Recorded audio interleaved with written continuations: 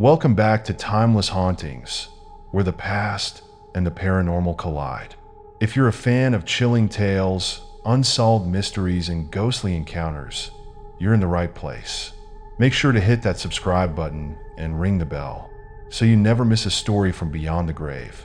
Now let's get into today's haunting tale. Montreal, a city rich in history, is home to some of the most beautiful and mysterious streets in Canada. Its old town, with its narrow alleys and centuries-old stone buildings, has witnessed both joy and sorrow, triumph and tragedy. But beneath the city's rich history lies something far darker. Some say the ghosts of the past walk these streets still, and none more haunting than the Headless Woman of Old Montreal. This is a story not just of love lost and lives taken, but of a restless spirit that refuses to rest. A ghost seen time and time again by both locals and visitors. A woman who walks the cobbled streets in search of something or someone. Her form is unmistakable, but it is her head that is missing, and that is only the beginning of her tragic story. Before the ghostly whispers began, Montreal was a bustling city of promise and paradox. In the early 1800s, the city was still deeply entrenched in its French Catholic roots. The Catholic Church wielded significant power over its people, its influence stretching far and wide.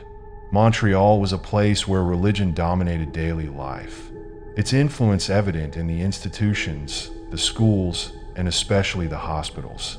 In 1737, a group of women known as the Grey Nuns arrived in Montreal. Their mission was to care for the sick, the orphaned, and the poor, and soon they became pillars of the community.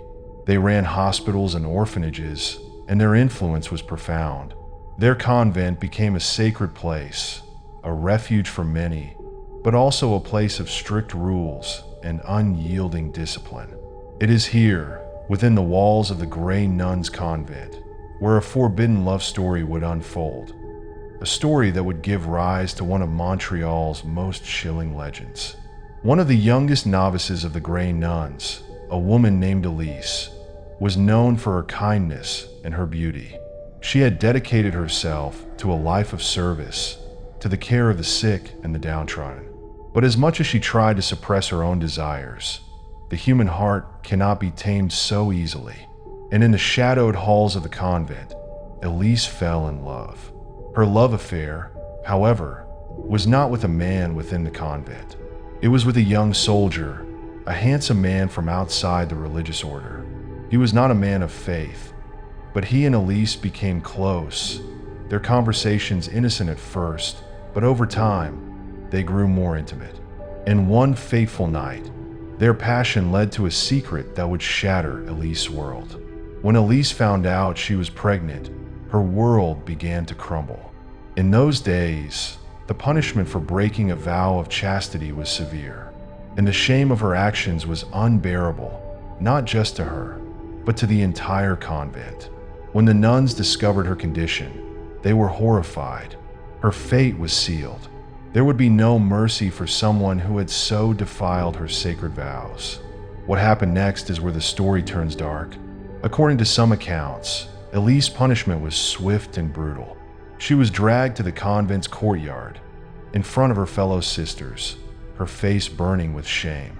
The young woman was made an example of. Some say she was beheaded right there in the courtyard, her head severed from her body as an act of punishment and public humiliation. Others say she died alone, her body buried in a mass grave, unmarked and forgotten. But regardless of the exact nature of her death, the consequences were clear. Her life ended in violence and sorrow. The first reports of the Headless Woman began to surface shortly after Elise's death. People claimed to have seen her wandering the streets of Old Montreal, always near the Château Ramezay, once home to the Grey Nuns Hospital and the Notre-Dame Basilica, which had been a focal point of religious life in the city. Those who saw her described a woman dressed in the clothes of the early 1800s, a flowing black gown, long dark hair, but always her head was missing. Some said her head was severed clean off. Others believed she wore a veil that hid her face, but no matter how close they came, her head was never visible. Her ghost seemed to appear without warning, vanishing as soon as she was seen. Some say she was searching for her lost love, forever trapped in a cycle of longing. Others believed her spirit was restless, seeking revenge or redemption for the terrible fate that had befallen her. Over the years, countless people have reported encounters with the Headless Woman, some in the very spots where the convent once stood. In the 1960s, a hotel worker at Château Ramezay was closing up late one night when he saw a woman standing at the end of the hall. At first, he thought she was a guest, but when he approached her, he saw that her face was hidden by a veil. As he got closer, he realized with horror that there was nothing above her shoulders. No head, just an empty neck. He turned and fled the building, but when he later checked the premises, no one was there. The woman had vanished, and yet he was certain of what he had seen. Another account comes from a group of tourists in the 1990s. They were walking through the narrow streets near the Notre-Dame Basilica when one of the tourists stopped in her tracks, her eyes wide with terror. She pointed to an alleyway where a woman in a long, black gown stood. But as they watched, the woman turned slowly, and there, in the space where her face should have been, was only an empty void. The tourists rushed away, their hearts racing, but when they looked back, the woman was gone. Not even the fog remained. So why does the Headless Woman continue to haunt Montreal? Why does her ghost still wander these streets after centuries?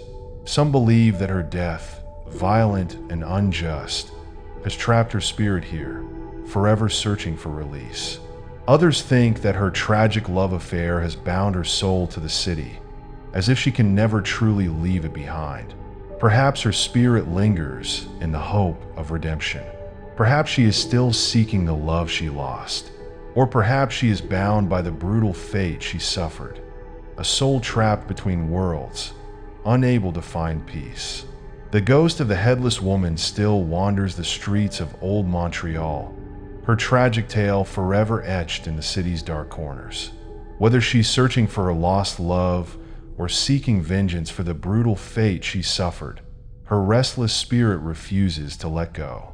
The cold, shadowy streets of Montreal remain her prison, and the whispers of her haunting continue to echo through the fog. And if you find yourself in Montreal on a foggy night, walking through the narrow, winding streets of Old Montreal, remember, you're never truly alone. Keep your eyes open, keep your mind sharp, and above all, keep your head, because you might just see her, waiting, watching, forever trapped in the city that betrayed her. Thank you for joining us on this journey into the unknown. If you enjoyed today's story, don't forget to like, subscribe, and share with anyone brave enough to hear it. Also leave a comment if you know any interesting stories that you want me to cover. And remember, the past is never truly gone. It's always waiting to be discovered.